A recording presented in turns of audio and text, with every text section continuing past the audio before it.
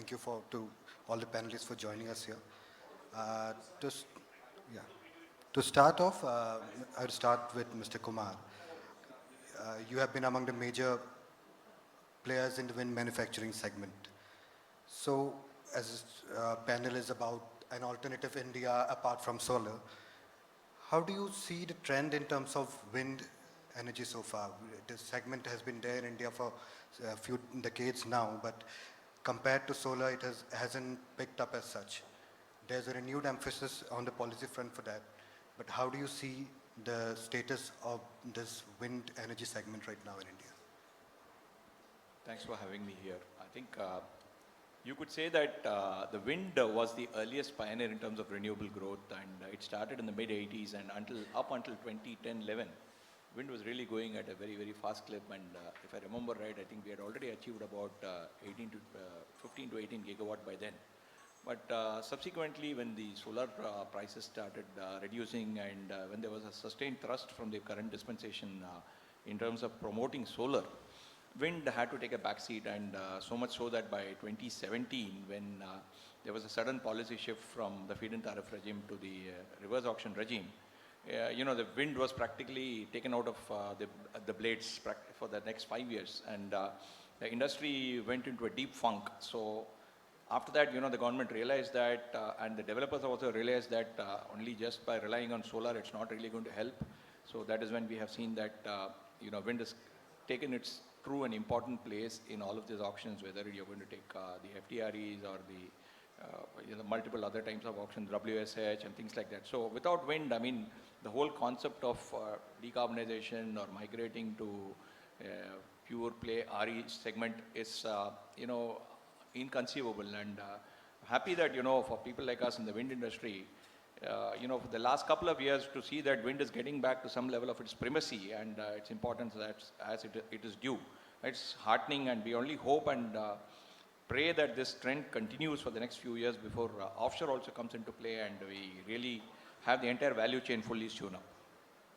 You talked about reverse auctions, so that was fortunately done away with by the government. But again, there were concerns of rising tariffs because of reverse auction not being there. So what's a midway for that? For the tariffs to be curbed and also that the industry doesn't suffer because of the reverse auction and such. What's a midway that the industry and the government can come at? I think more than a midway which the government can suggest, the industry itself has moved to the midway by more and more CNI projects, and they have decided that they would much rather prefer to set the agenda by themselves and have know what their purchasing power is in terms of prices, and then moving ahead. But jokes apart, I mean, if you look at the overall structure by which the reverse auction scenario is playing out now, while it's technically gone, it is still there. When you look at a PSU reverse auction, PSU tenders, all of this is reverse auction. The only thing which has gone away, as we were just talking before we entered the hall, is the capping of prices, which was there earlier. Now it's gone away, and now it's more of a market discovery mechanism. But again, you have a scenario where if the prices go above 3 rupees 30, 3 rupees 50, then there is a resistance from the discoms to sign the PSA. So it becomes a whole vicious cycle rather than becoming the virtuous cycle which it was intended to be when it was first announced. Right.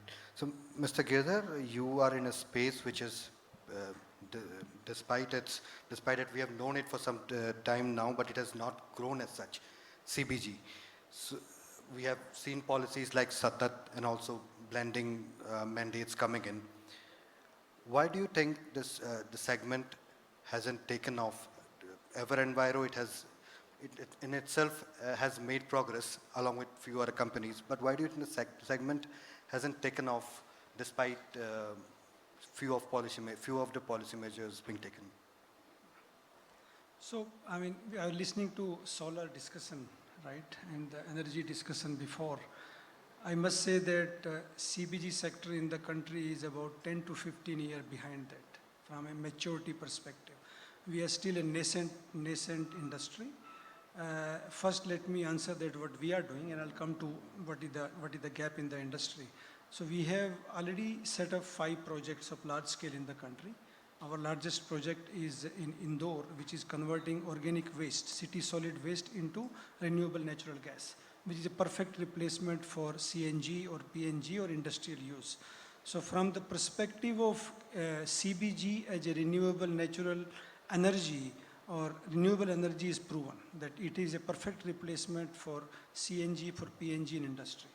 Right, so from the product perspective, we are able to actually meet the requirement of the consumers. We have already operating 5 plants, and we have a production capacity of 25,000 tons CBG per day. And we are setting up about 40 more plants with a total capacity of 250,000 tons per day, per year, from as we speak today. Now, biogas is not new. Biogas is there for last 50 years. It is simply produced from animal manure or from crop residue or from city waste. However, most of the projects in the past has been a bit small scale because we did not have a complete perfect uptake mechanism. The biogas is 60% methane. You need to purify that to 96% for it commercially viability.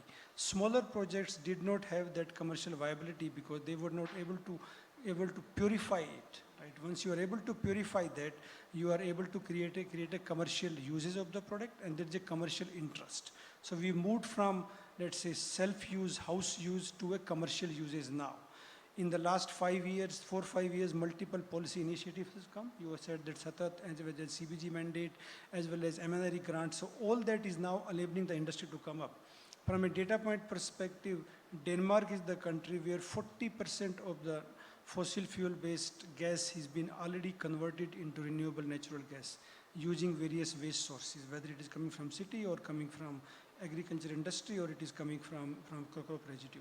So we are at an early stage, but technology is there because it's not new. It's new at a commercial scale in India, but technology is existing in Denmark, it's existing in Germany, in France. They have about 6 to 7% of renewable natural gas. China has converted most of their biomass into renewable natural gas already through working on different that.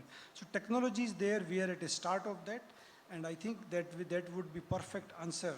And just to add from a, let's say, industry attractiveness perspective, we have close to 250 million metric ton of surplus biomass in the country. Country produces 750 million metric ton of biomass, which is crop residue. Once you harvest the crop, residue is left, which is burned, and we face the pollution issues here. We have city waste, which is getting dumped into the landfill sites. And if you segregate that, that becomes a perfect biomass. The agriculture industry, like sugarcane, produces kind of sludge, which sludge is an environmental issue, can be converted into that. So from the point of view of availability of biomass is huge. Value chain is completely different. It's not straightforward, it's more complex. You need aggregation method, you need segregation method, you need preparation of the slurry, and you need to then bring it to the technology. From a data perspective, if the 250 million metric ton gets converted into CBG, we'll be able to reduce 50% of our imported fossil fuel gas, in the country. We'll be able to reduce 50% of our LNG imports. Imported LNG requirement can be reduced because there is an yield of between 4 to 15% depending on the feedstock. And if you take average of 7-8% of the yield coming from 250 million metric ton, you are able to replace 15 to 20 million metric ton of the LNG imported. I'm not talking about in the language of LNG units, but simply speaking, in terms of tonnage, we consume 60 million metric ton in the country and 50 gets imported. So that 50 or 50% can be replaced through local production. And it's a huge benefit to the country. Not only renewable natural gas, these plants also produce soil health products. It's not only a renewable energy industry, contrary to any other industry which is only giving you one product. But the biomass gives us multiple products. It gives us also fertilizer, biofertilizer. It enhances soil health because 70% of Indian soils are depleted in soil health. That can be replenished by using the organic manure coming out of that. And these are happening across the country. In one district, you have multiple plants and you're creating job, you're creating circularity of economy. So beyond just natural, let's say, renewable energy production, you're actually impacting the soil health, impacting food security, as well as creating large circular economy jobs. So despite this huge potential, why isn't the sector picking up? Is it because of the demand? Well, I don't think there's a demand issue because from a demand perspective, let's see from 2 points of view. Out of 60 million metric ton used in the country, 20% is used by CNG and PNG segment. which is supplied through city gas distribution network. We have CGDs available. In most of the districts are fully pipelined now, and we have a national grid. So the first step which government has taken is that announced mandatory blending of 1% to 5% in the CGD, which will give us access to 20% of the market. If you are then follow the same principle we used in solar, allow national grid, right, allow green open access, the whole market is open for us. And that is work in progress, and I believe that very soon as we establish the case for CGD blending and we are able to move our gas through pipeline, we'll be able to open up national grids, right? And if you open up national grid, then you produce in village in Patiala and you sell in Nagar to industry, same like solar. And national open, green open access rules adopted to that will create huge interest from the investors, because then your captive use is there in the country. So, Mr. Dash, my question is to you. So, IESA is significantly invested in the battery energy storage along with pump storage. And batteries are said to play a key role in terms of grid stability and RTC. So, I think CA has projected nearly 42 gigawatt of battery energy storage by 2030 to meet our renewable energy targets. Where do we stand right now in terms of utility grid scale? So the first positive point, like now battery storage has been accepted by the industry and stakeholders, which was taken 10 years to accept the advanced chemistries. Now the discussion in forums is not like battery storage is costly. So the first point we have achieved. Regarding the installation is not the only thing we should consider. We are already at 250 megawatt hour of installations. Starting from the first project, most probably around 8 years back at Puducherry by Power Grid Corporation. And we're expecting another half a gigawatt hour of installations this year. I'm just telling about large scale projects. And currently, just consider the last 7 months, there was more than 11 gigawatt hour of tender has been announced or issued. Out of that, 3 gigawatt hour is already awarded. So on the project side, we are at a very good stage. I always tell 2023 is the year of policy, and from 2024, it is the year of implementation. Last year in the budget which was announced, now it is in reality. Around 3,760 crores has been announced for viability gap funding for the 4 gigawatt hour. National Framework for Energy Storage by MOP has been announced. Similar to RPO, storage purchase obligations has been announced but yet to be implemented. 10 states has been agreed to it, but implementation of 4% of that will be through storage is yet to be seen. But multiple policies has been guidelines for the tendering on the energy storage, including both RERTC, FDRE and standalone has been announced. So 2023 is the year where we saw lots of policies has been both the ministries, MNRE and MOP through CES, CRC has been guidelined. And 2024 started multiple projects in India. But to achieve the grid scale achievement, like for the CEA numbers or MOP numbers, we have to go a long way. And in that long way, what we see, multiple new application areas need to be evolved. One of the point area to fully utilization of transmission lines. I had been part of the multiple meetings by MOP, MNRE. So they are now trying to utilize the partial use transmission lines or maybe avoiding transmission congestion at some point of time, and to defer that to the other time of the day, they try to give energy storage as additional assets at the generation side. Similarly, both for the secondary and tertiary application for ancillary services, it has been accepted as energy storage, but we have to see the implementation on that. Similarly, all new projects on not only solar, also for the any new renewables including wind, the tender authority's intention not to make it pure vanilla tenders to include energy storage, to maybe it is load following, it may be round the clock. So that also another thing. So what we expect by IEA, like India may be the one of the largest market in next next 7 to 8 years by 2032 or 37. So we are in good way. And as we see in solar space, the acceleration of adoption in India is really always great. And we may see the similar thing in energy storage, both on adoption. And IESA is prediction is higher, like we are expecting to see 300 gigawatt hour combined the commercial industrial space, like where we are currently using diesel gensets to optimize, and rooftop solars now becoming so much generator asset for a load dispatch centers. Maybe in long run, we need to add small scale storage systems to all these rooftop solar to manage itself, and the grid dispatch will be lower.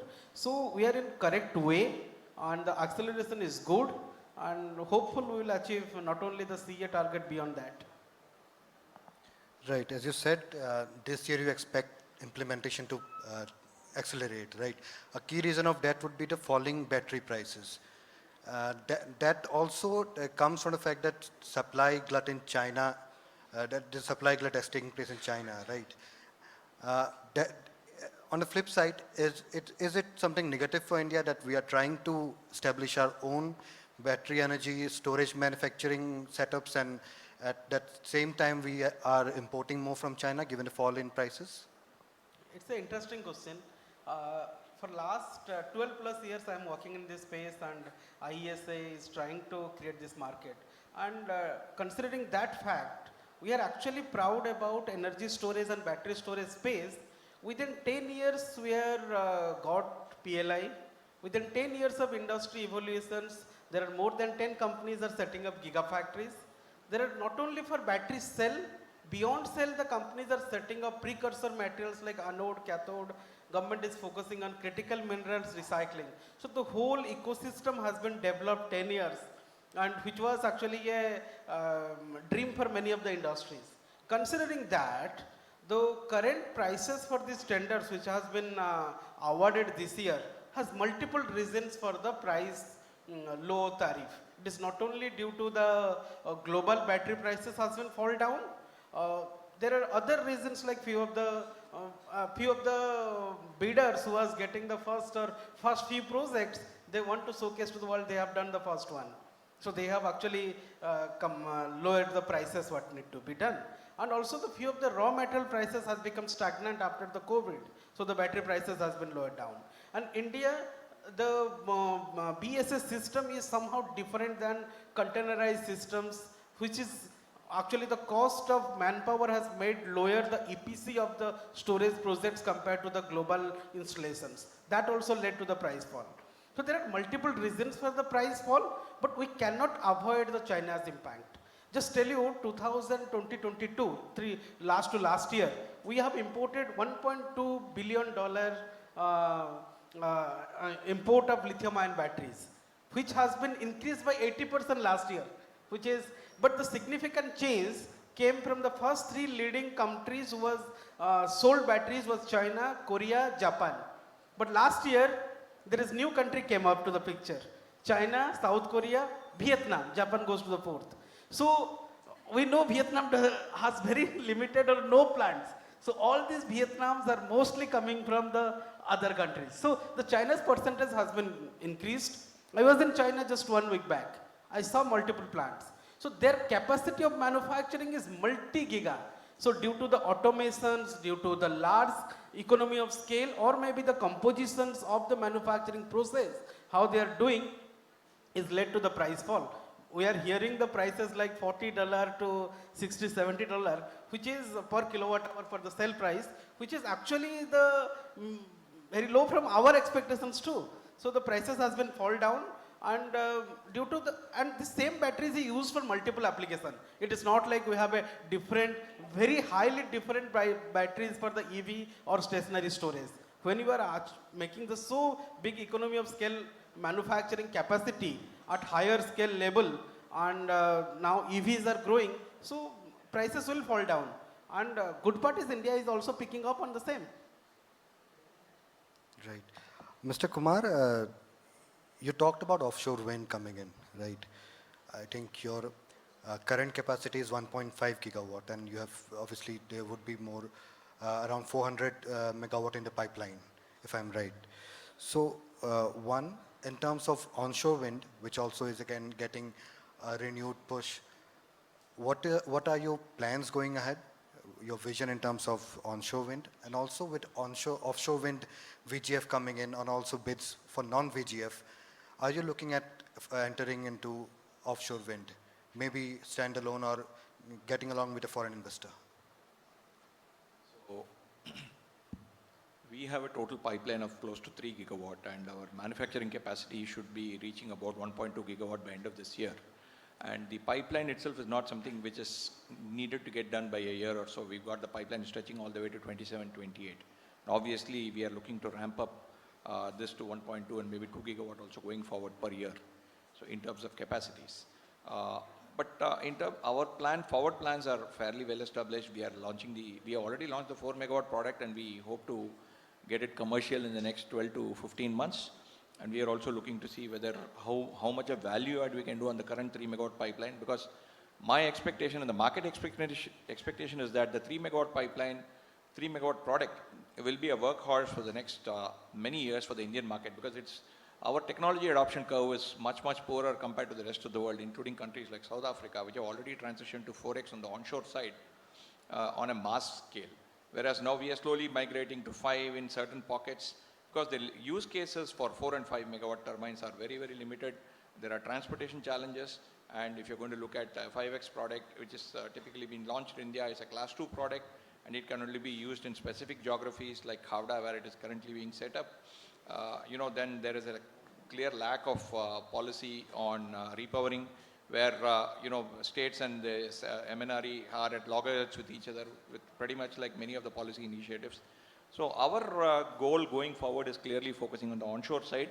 Offshore, we have not given much thought to it as of now, and I don't believe that right now the economics, because the technology itself today is in the hands of a coveted few, the tier ones, and also some of the Chinese who have already gotten into a big way. But from our perspective, we are looking to focus on onshore wind and try to keep improving and adding value to both the customer and also our bottom line. That's the way we are looking at. Progressively go into 4 megawatt and see the use cases. And as the market evolves, more sites open up, and as use cases come up in the green hydrogen space and the decarbonization space, and it grows up, so that is where we are looking to see whether we can pivot into offshore at some point in time, but certainly not now. Are you not too hopeful of the offshore segment, given the cost-intensive nature of the business? See, my personal opinion, after having spent a lot of time in MNCs doing some amount of offshore work, India, can we still sustain the cost of offshore wind, which is typically going to be about 3.5 to 4x the cost of onshore wind? So, if you are going to look at the levelized cost of energy, it will be, by the time the first kilowatt hour is generated, it could be today's equivalent of about 12 to 13 rupees per kilowatt hour. And is that going to be affordable? And what are the kind of quantities is going to be reaching critical mass? Typically offshore projects make sense when you have 5, 7, 10 gigawatt. 1.5, 2 gigawatt is just, tip of the iceberg. And as you know very well, once the volume picks up, that is when the fixed costs keep going down and the manufacturing capacities increase, whereby the overall cost keeps coming down. So VGF, which has been announced, is laudable, but it's just a drop in the bucket. And I don't know. We have to see how the bidding happens for the seabed bidding, sea blocks, and how much of interest is going to come up from offshore developers. There are people who had set up shop in 21, 22, 22, 23 in anticipation of the tender trajectory being at a much faster pace than what it is today. They've all gone back. Tata's had also tied up with RWE. So some of those things have not materialized, because I think there has been a tinge of disappointment in the European developer community, especially at the way the trajectory has gone on and the slow progress. Plus even the VGF trajectory was announced recently. So implementation is typically not something which we have seen to be one of the strong points in terms of how these auctions and how these reverse auctions are conducted.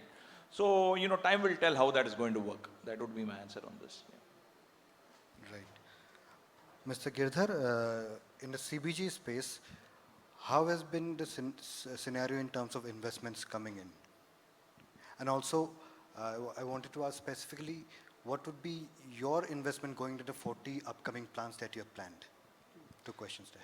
So, from an industry perspective, we have about 75 operational projects today, commercial scale, in the country. And if you look into the Satat database or the Jal Shakti Ministry, which hosted the Govardhan portal, there are about 400 projects coming up, right, in the country.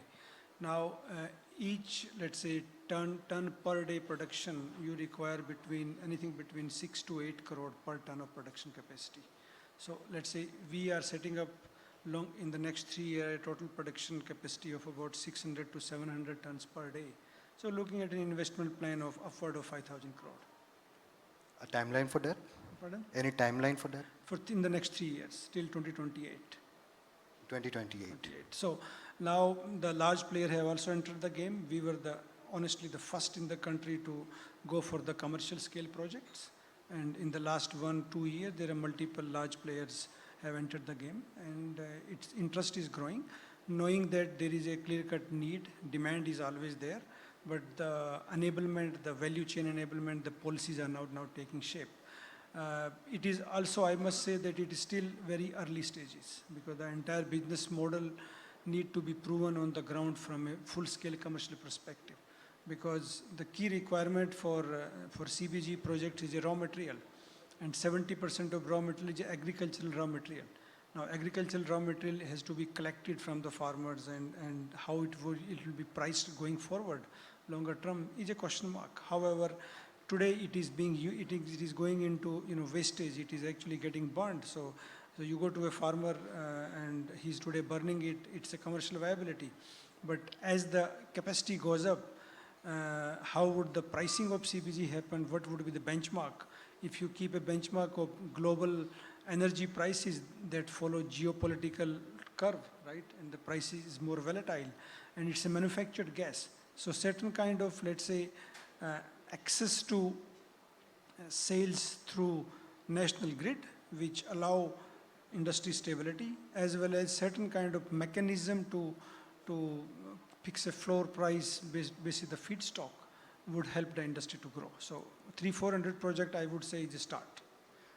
Apart from CNG and PNG, CBG can also be used for power generation, right? It can be. We have about 25 gigawatt of natural gas fired power generation, but that largely remains non-effective. So what role can CBG play there?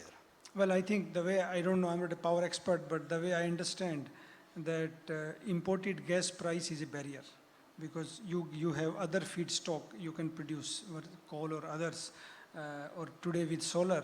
So if you produce power from CBG, it's going to be costly, because you have to add one more step to that. You are converting gas again into electricity, and if you don't get the right price of the gas, it might not be commercially viable. That in fact would lead to higher prices. With high price. Rather, we need to see that how do we create an energy utilization bucket, right? Knowing certain limitations every renewable energy has, right? Solar has an energy of day use, you can commercially viable day use. You can use wind, you can use other forms, but at the same time, how can we create the consumption in a way that you are able to use renewable energy throughout? Because what we produce is a round-the-clock available, waste is round-the-clock available, and it's a kind of RTC, renewable energy. So utilization, the consumption has to factor in the production routes and its availability period. Right. Mr. Dash, along with BESS, pump storage is also a growing sector. So while it said a pump storage needs more capex, but its longevity is much more than battery, which has a longevity period of around 10 years. So how do you see these both competing technologies going hand in hand going ahead? No, it's an interesting question. At many platforms, they ask about it, BSS versus pump storage. It's not really that.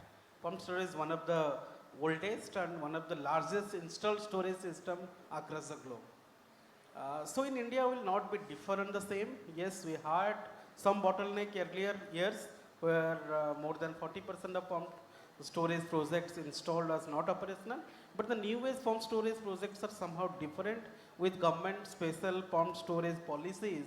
They have actually supported the industry. Currently, more than 50 gigawatt hour pumped storage projects has been announced.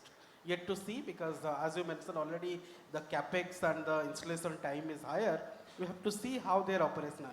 And both BSS and pumped storage projects have slightly different applications, like ancillary services, ramping, wherever the very short duration applications are required for the grid, where the response rate is very minimal, the battery storage systems will work very highly efficient.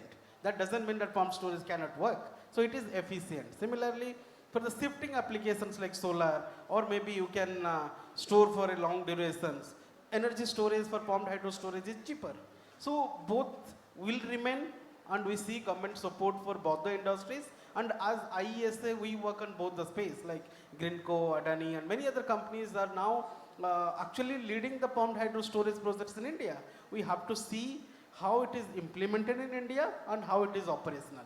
The efficient operation of pumped hydro storage is also critical. We have to monitor that. So we see long run both the technologies will be there in Indian application, considering the different application areas for the grid, and the investment is happening on both the space. And not only pumped storage, I just want to add more. Pumped storage is one of the mechanical storage. So other mechanical form of storage like gravity storage, or maybe flywheels or compressed air, we have already started seeing the pilots across the globe. And it is also not only tried across the globe, in India also the companies are trying, like Energy Volt, Energy Dome, or maybe other companies that are trying to enter Indian market to do the pilots. We may see in future such mechanical storage will have maybe a little pie in the storage spectrum, but they will also be in the space. Thank you, Mr. Dash. So we have already run out of time. Let's open up for the audience. Any questions? We can take a couple of them. One question there. My question is to Mr. Dash. Myself, Rahul Sharma. I am a power professional. Basically, if we see this, the FDRE tenders which have gone through SECI, the tariffs have come down less than 5 rupees. Still, you feel the big investors. I have seen like big investors, like I should not name them, but they have gone slow on the pumped storage development. They have gone more for the battery storage now. What do you, I am little, how to say, panicky if the pumped storage will go in a faster manner, but will there be a market for pumped storage in India?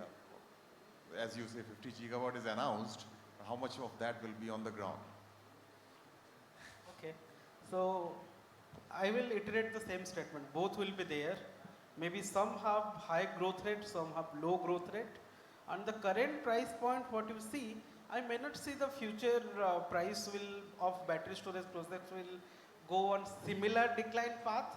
It may, like in solar, there was a raise of 10%, and some point of time in 2022, we saw an increase in solar tender prices on the tariff. We may see similar 5-10% band for the storage. It will remain between the 3 to 4 rupees, and that's the maybe the stability we'll say after some years. So both will be there, storage and battery storage and pumped storage, and investors have the multiple choice. So actually, I feel across the globe, people tell us, okay, the new technology like vanadium redox, which is more matured than lithium ion, why it is not taken off for the stationary storage. So my personal view, always the technology may not be the winner, the investors are winner. Wherever they put the money, the economy of scale will achieve on that. So both pumped storage and battery storage will be there. Investors will believe on both. Thank you, Mr. Dash.